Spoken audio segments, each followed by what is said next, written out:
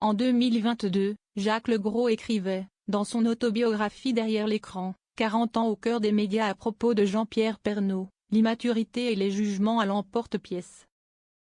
Le journaliste de TF1 avait également raconté comment des tensions s'étaient installées entre eux pendant le confinement, jusqu'à ce qu'une dispute éclate et que Jacques Legros claque la porte.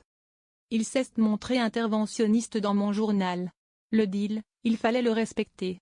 Moi, quand je passe un deal, je le respecte quoi qu'il arrive.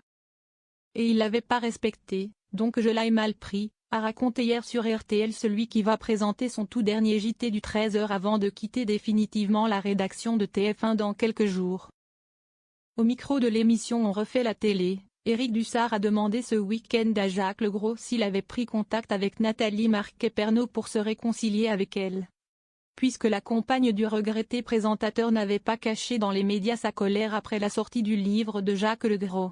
Non, non. Je n'ai rien à dissiper.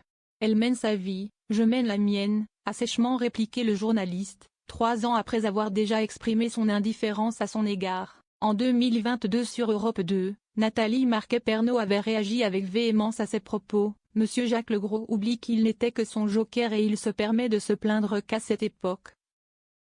JP voulait garder la main sur son journal. Mais qui, depuis 30 ans, donnait le ton du 13h. Je suis vraiment désolé si cela le perturbait de ne pas avoir à l'avance les sujets, mais JP, à la différence de Jacques Legros, travaillait à l'instinct. Sans prompteur.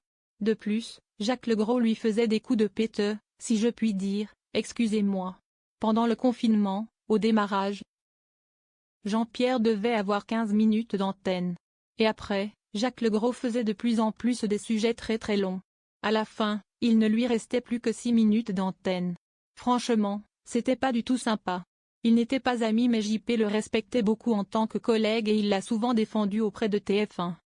L'ex-Miss France avait également tenté de le joindre pour s'expliquer. Il n'a même pas eu la délicatesse de me répondre, avait-elle déploré, avant de reconnaître qu'elle n'avait pas lu le livre de Jacques Legros.